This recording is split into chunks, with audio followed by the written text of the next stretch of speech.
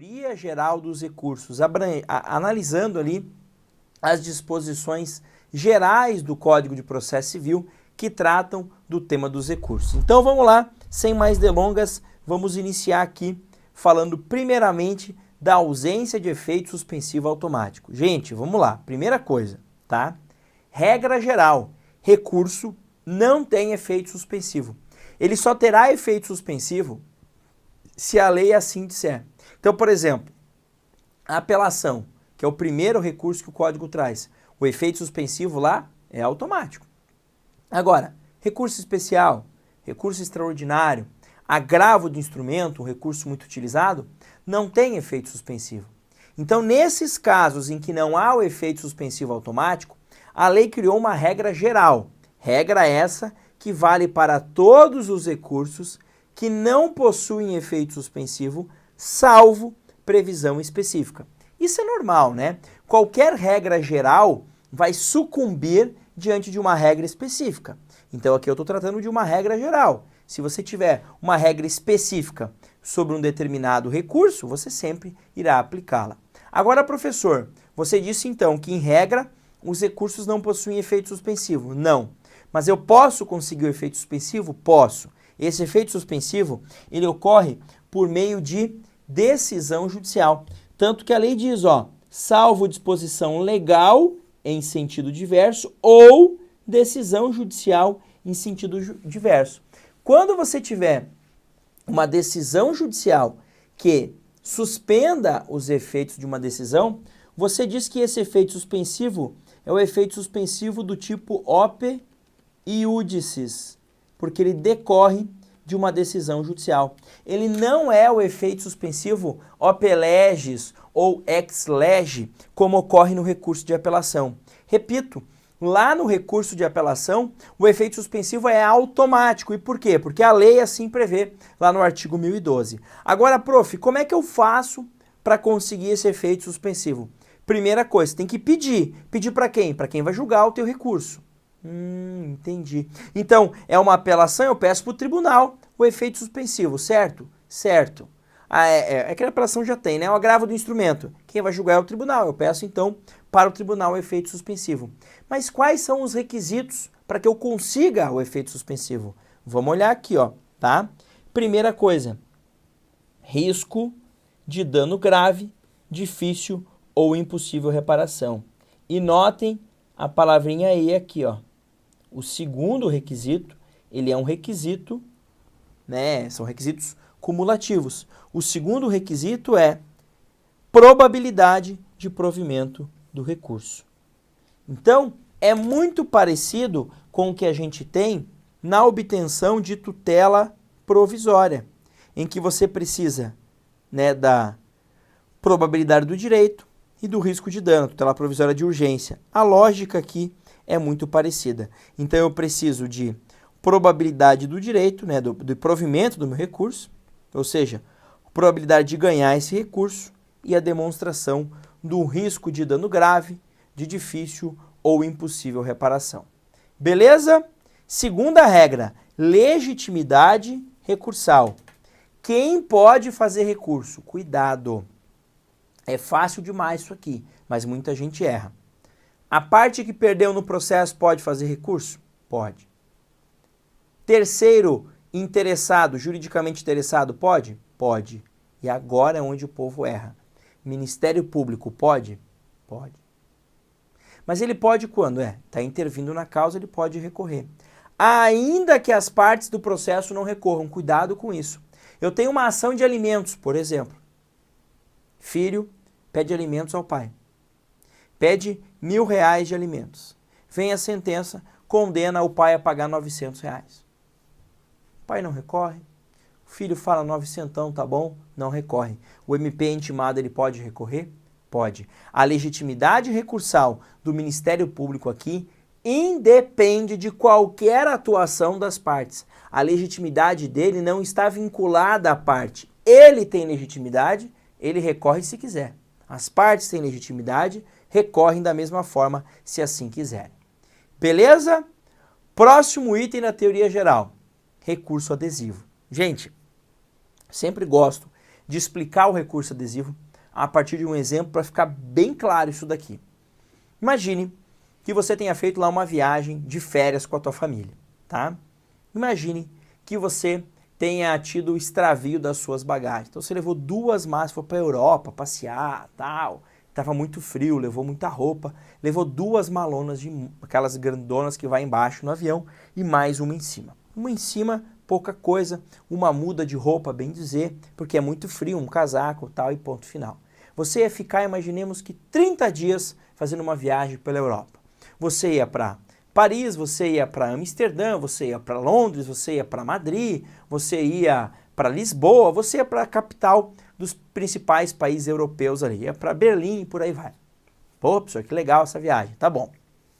Quando você chegou lá no seu destino, né, então vamos imaginar que você entrou na Europa a partir de Paris, desceu em Paris, chegou lá, a companhia aérea, Air France, por exemplo, perdeu a sua bagagem, tá? Perdeu, pegou os seus dados e disse que entraria em contato, entregaria a bagagem, nada de entrar em contato, nada de ligar e nada de não sei o quê. O tempo foi passando e você foi passando ali esse período de 20, 30 dias com uma roupa, pegando roupa emprestada de alguém, tendo que comprar roupa lá fora, que era muito caro, todo aquele look que você tinha montado para foto na Torre Eiffel não rolou, aquele look para tirar na frente lá do Rio Tejo também não rolou, e por aí vai, tá? Aí você volta, tá? Professor, eu já estou imaginando na viagem, legal pra caramba. Aí você volta e resolve processar a companhia aérea. Mas você não vai no juizado especial, você vai na tradicional. Beleza? Beleza. Você pede o dano material, tá? Sei lá, 15 mil reais, 10 mil reais. E pede um dano moral de 20 mil reais. Beleza? Beleza. O processo tramita todo. No final, o juiz dá uma sentença de parcial procedência. Ganha-se os 10 mil de dano material. Só que o dano moral você não ganha 20. Você ganha 18 mil reais. Aí o seu advogado liga e diz, oi, tudo bem, tá, ó, tem uma notícia boa e uma ruim. Você quer qual primeiro? Quero a ruim. Olha, a ruim é que você não ganhou 20 mil de dano moral. E qual que é a boa? A boa é que você ganhou 10, dano material, e 18 de dano moral. Ou seja, dos 30 mil que você ia ganhar, que você queria, você ganhou 28. Pô, doutor, notícia boa, 28 mil, tal, maravilha. Dá para comprar tudo de volta, dá pra fazer uma nova viagem e tal. Aí o doutor pergunta para você, quer recorrer? Não, doutor. Para receber agora 28 mil, tá tudo tranquilo, tudo susse. Não, vou recorrer não. Recorrer para majorar, não, tô feliz com 28. Beleza.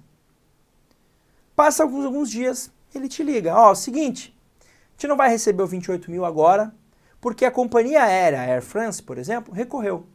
Puta, doutor, eles recorreram, então eu não vou receber.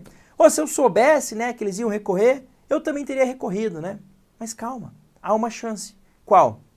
De a gente aderir ao recurso deles. Então eles têm uma apelação em que eles querem reduzir a condenação de 28 para baixo. Alguma coisa eles querem reduzir. A gente faz uma apelação também, aderindo à apelação deles. E isso a lei chama de recurso adesivo. Doutor, mas você disse que a gente tinha que ter recorrido antes. Sim, se a gente fosse recorrer de forma principal. Mas recorrer de forma adesiva rola. O que é adesivo? É uma apelação, é o mesmo recurso. A gente vai atacar a sentença, só que aderindo ao recurso deles. Vejam, o prazo já mudou, porque não é no prazo que eu tenho após a sentença, é o prazo que eu tenho para apresentar resposta ao recurso. Então eu vou responder ao recurso dele, uma peça, e uma segunda peça eu posso fazer o recurso adesivo. Para quê? Para majorar a indenização de 28 para 30. É obrigado a fazer? Não, mas se quiser fazer, rola. E vai ser julgado quando? Junto com o outro no tribunal. Tem que pagar custas? Tem. É tudo igual. É exatamente igual à apelação. A diferença é que está aderindo ao deles. E aderir ao deles significa o quê, professor? Significa que se eles desistirem do recurso deles, ou se o recurso deles, por qualquer outra razão, não tiver o mérito analisado, por exemplo, o recurso deles está intempestivo, o recurso deles é inadmissível, por qualquer razão, o teu cai junto. Então, se ele desiste do dele, o teu também terá desistência junto. É só isso. Ah, entendi. Mas no mérito, cada um por si. Cada um por si. Se o dele analisar o mérito, o teu também vai analisar o mérito. É assim que funciona. Nesse meu exemplo, vamos imaginar, ele apresentou um recurso principal para diminuir dano moral e para diminuir dano material. Ele pode ganhar a diminuição do dano material. E o teu adesivo foi para majorar o dano moral. Você pode ganhar a majoração do dano moral, sem problema nenhum. O mérito dos recursos são independentes. Agora, se aquele não tiver o mérito analisado, o teu adesivo também não terá. Professor, esse recurso adesivo, ou melhor, essa forma de interposição de um recurso que se chama interposição adesiva, vale só para apelação? Não. Vale para apelação, para o recurso especial e para o recurso extraordinário. Cuidado, só para esses três. Beleza? Avancemos. Desistência do recurso. Olha o que diz o 998. O recorrente poderá, a qualquer tempo, sem a anuência do recorrido, né, da outra parte, ou dos litisconsortes, desistir do recurso. E aí o parágrafo único tem uma regrinha que é bem importante para o tema lá do julgamento repetitivo. Olha lá. A desistência de recurso não impede a análise de questão cuja repercussão geral já tenha sido reconhecida e daquela objeto de recursos extraordinário ou especial repetitivo. Então, primeira coisa, apresentei meu recurso, até que ele seja julgado, eu posso desistir sem anuência de ninguém. Beleza. Agora imagine que eu apresentei um recurso e esse meu recurso tenha sido um dos selecionados para julgar como recurso especial repetitivo. O fato de eu desistir dele não muda nada a análise da discussão. Vai ser discutido, vai ser analisada essa questão do repetitivo. Só não vai valer para mim porque eu desisti do meu recurso. Beleza? Tranquilo? E renúncia ao direito de recorrer. É diferente de desistência. Desistência ocorre quando eu apresento o recurso e volto atrás. Renúncia, eu abro mão. Eu digo, não quero recorrer, abri mão do meu recurso. E essa renúncia também não precisa de aceitação de ninguém. E ela pode ser tácita ou expressa. Tácita. Sou condenado a pagar 10 mil, vou lá e pago 10 mil. Ponto. Agora eu vou recorrer? Não. Salvo se eu pagar o 10 mil e dizer, ó, estou pagando só para não tomar multa, mas eu vou querer recorrer. Então, o cumprimento da decisão judicial sem qualquer ressalva importa em aceitação tácita da decisão. E aí isso impede o direito de recurso, tá? E a aceitação expressa quando a parte expressamente vem e diz que não quer recorrer, o que não é tão comum, mas pode acontecer, tá? Dois artigos importantes tratam da recorribilidade dos atos judiciais. Gente, o 1001 é bem importante e a gente, na hora que se depara com ele, a gente fica em dúvida, mas não há discussão. O artigo 1001 é muito claro. Olha o que ele diz. Dos despachos não cabe recurso. Então, professor, eu posso afirmar que os despachos são irrecorríveis? Sim. Então, o que é recorrível? Anota lá, pelo menos em tese, né? Decisão interlocutória, sentenças, decisões monocráticas nos tribunais e acórdãos. Então, decisões interlocutórias, decisões monocráticas dos tribunais, sentenças e acórdãos. Então, despacho não é recorrível. E por que despacho não é recorrível, professor? Porque o despacho não decide nada. Se despacho não decide nada, despacho não é passível de recurso. A ideia do recurso é atacar uma decisão que lhe prejudicou. Como despacho não decide, tá? Essa ausência de decisão não tem como te prejudicar e, portanto, não cabe recurso, tá? E o segundo artigo é o 1002, que vai dizer, ó, a decisão pode ser impugnada no todo ou em parte. Quer dizer o quê? Não é porque eu tenho uma sentença que me prejudicou que toda ela me prejudicou. Pode ser que uma parte seja boa, então eu posso recorrer só de uma parte. É o que a gente chama de recurso parcial. Pode. Imagine que a sentença deu ganho de causa, eu pedi 20 mil, me deu 10 mil e mais 20% de honorários. O honorários está show de bola, está no limite. Só que o 10 mil eu não concordo, eu vou recorrer só dessa parte, sem problema nenhum. Ou, o meu cliente ganhou tudo, eu só não gostei dos honorários, posso recorrer? Pode. Então, o recurso pode sim ser apenas parcial, tá? E para finalizar, 2 pontos, talvez um dos mais importantes. O primeiro deles, tempestividade, e o segundo, preparo. Gente, vamos lá. Os recursos no sistema processual brasileiro, com exceção dos embargos de declaração, possuem prazo de 15 dias. Então, embargos tem 5 e os demais 15 dias de prazo. Fechou? Tá? Então, embargos de declaração 5, todos os demais 15. A ideia é a seguinte, intimado começa a contar o prazo, tá? Aí tem as diversas formas de intimação lá nos termos do 231 do CPC. Eu quero só destacar esse parágrafo primeiro aqui, ó, quando você tem decisão na própria audiência. Tem muito advogado, início de carreira, que comete essas bobagens, tá? Desatenção total. Ele confia demais em sistema. Aí ele vai numa audiência, o juiz sentencia em audiência. Quando começa o prazo dele? No outro dia. Então sentenciou na audiência numa segunda-feira, terça-feira começa o prazo dele. Ah, mas não tem que esperar ser intimado via sistema, não tem que ser intimado via diário? Não. A intimação serve para te dar ciência. Você já está na audiência, você recebeu ciência.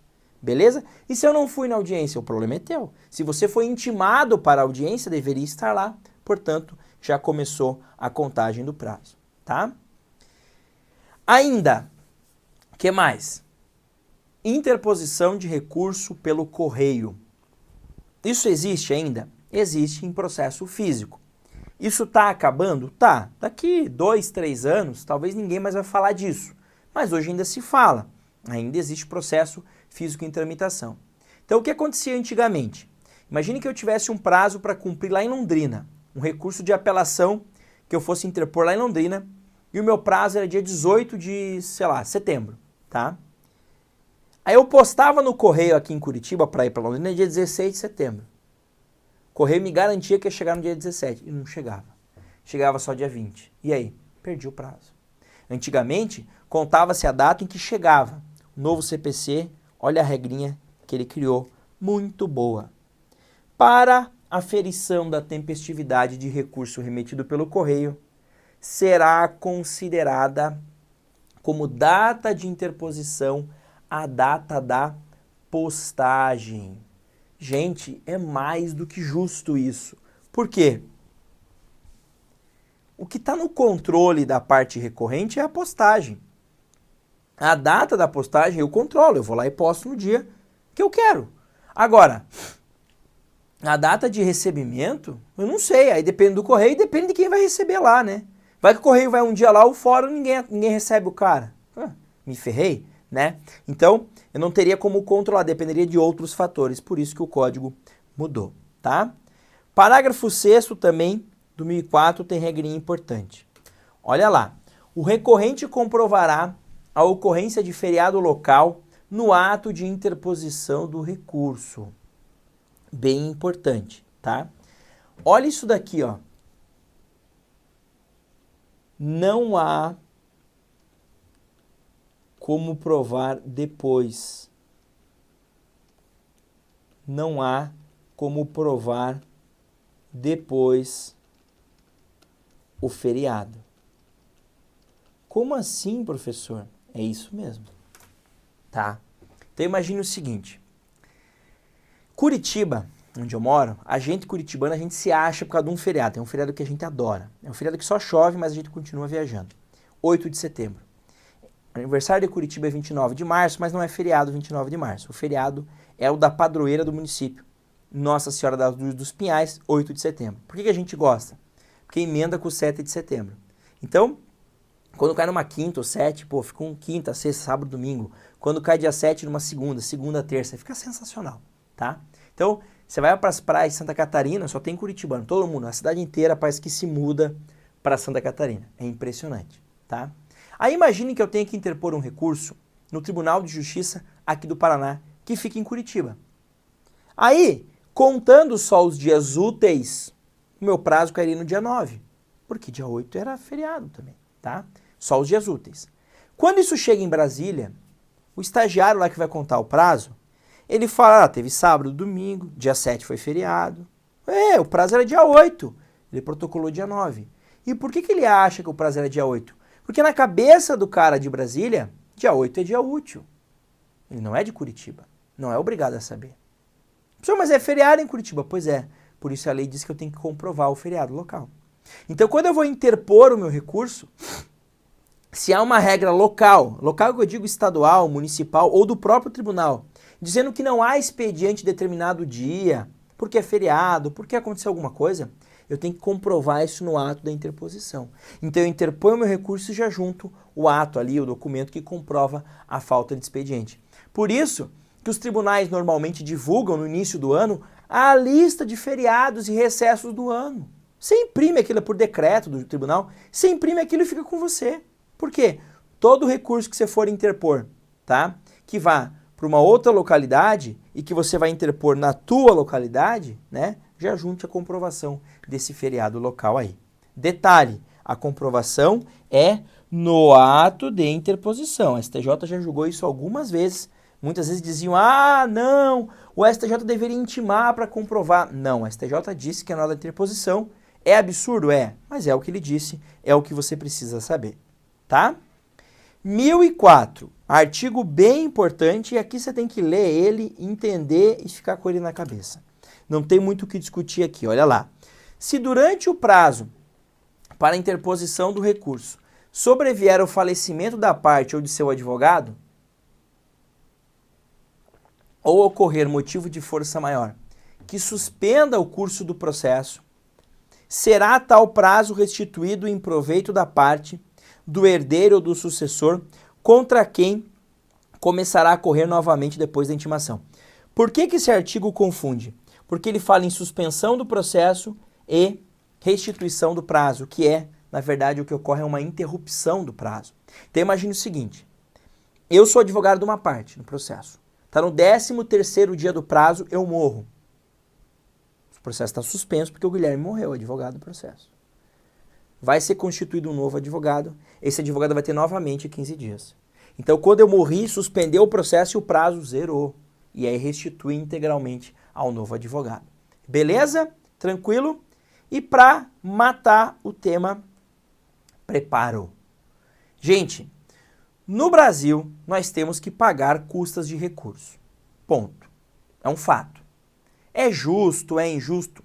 Isso é discussão que a gente podia fazer num bar, tomando uma cerveja, e eu teria vários argumentos que poderia mudar toda a regra do 1007. Mas não é objetivo, assim você não acerta a questão em prova. Então vamos acertar a questão em prova. Como? Vamos dar uma olhadinha em tudo que o 1007 traz e tratando das peculiaridades. Vamos lá. 1007. No ato de interposição do recurso, vejam, na hora que você interpõe, não é 24 horas depois, não é 1 minuto depois, interpôs o recurso, prova. O recorrente comprovará. Vejam, é uma ordem, não é uma faculdade. Tá? Quando exigido pela legislação pertinente, o respectivo preparo, inclusive porte de remessa e de retorno sob pena de deserção. Tá? Professor, o que é porte de remessa e retorno? Isso existe para processos físicos que precisam se deslocar de uma unidade da federação para outra, de uma cidade para outra. Então eu tenho um recurso que vai ser julgado em Curitiba, mas o processo está em Londrina, vai ter que viajar. Eletronicamente não há mais a necessidade do porte de remessa, tá? Mas, quando era físico, precisaria.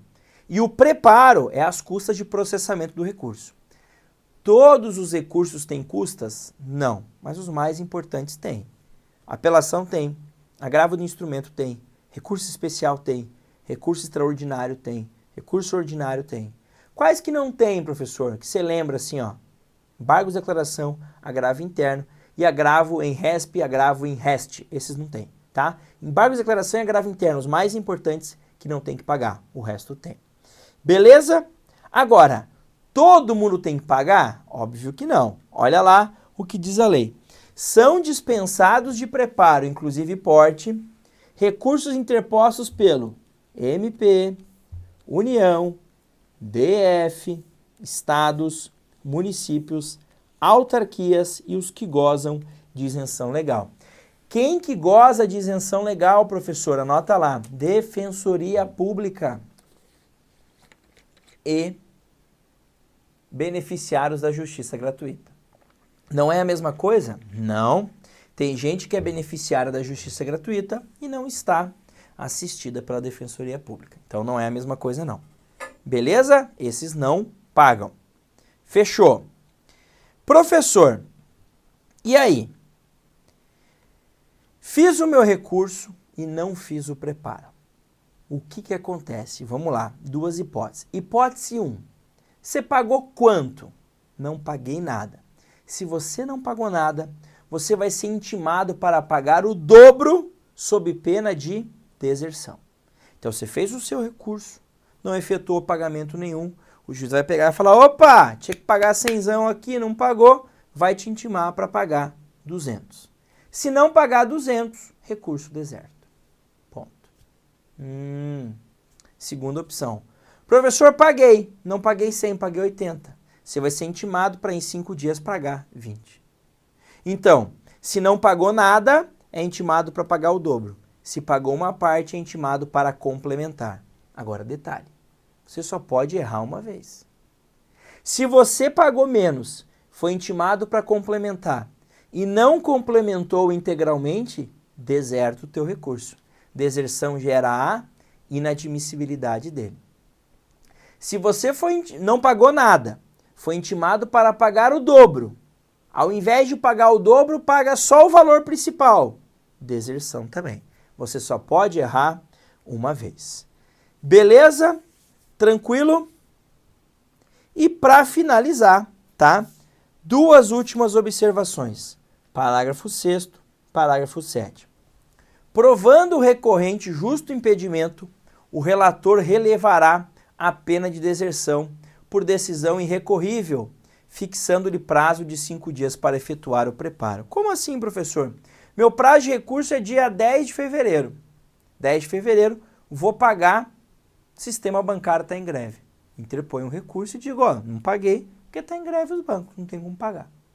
Ah, se vira, compra na internet. Eu não sou obrigado a ter conta na internet daquele banco ainda. Né? Não é qualquer lugar que aceita a guia do judiciário. Então, beleza. Quando voltar a greve, provavelmente ele vai te dar um prazo para recolher. Maravilha, tá? E cuidado com essa observação aqui, ó. Decisão irrecorrível, tá? Decisão que não cabe recurso. Ele vai dizer, olha, relevo a pena de deserção, faça o recolhimento. E 7, o equívoco no preenchimento da guia não implicará a pena de deserção, cabendo ao relator, na hipótese de dúvida quanto ao recolhimento, intimar o recorrente para sanar o vício no prazo de 5 dias. Acontecia o que antes? Você preenchia a guia alguma coisa errada, o número do processo, sei lá, algum detalhezinho. Ele olhava, estou na dúvida, recurso deserto. Agora não, ele te intima para sanar o vício, corrigir eventualmente o vício e aceitar o seu recurso. Beleza? O sistema de preparo tem um monte de falha, mas se comparado ao que a gente tinha no CPC de 73, melhorou bastante. Então é ruim hoje? Me parece que ainda é ruim, mas antes era muito pior. Afastado dessa minha análise, se é bom ou se é ruim, vamos resolver uma questão para fechar o tema aqui. Então vamos lá.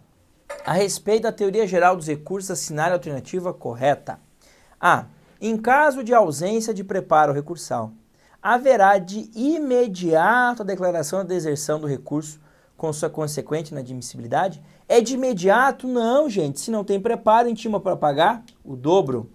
B. Além da parte vencida, o MP poderá recorrer, ainda que não haja recurso das partes do processo.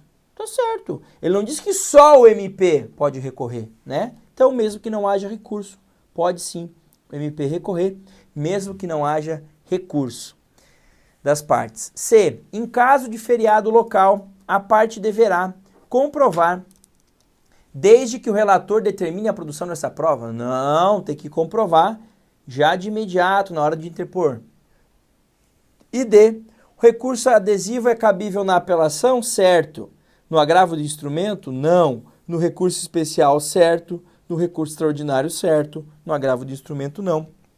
Então a D, de fato, está errada. Por isso, a alternativa correta, letra B de bicicross mesmo. Meu Deus, professor, bicicross. Essa você tirou do fundo do baú. É isso então, meu querido colega, futuro colega advogado, minha querida futura colega advogada. É isso, professor Guilherme Correia fica por aqui. Um grande abraço, te encontro nas próximas aulas. Recursos em espécie daqui para frente. Um grande abraço e até mais.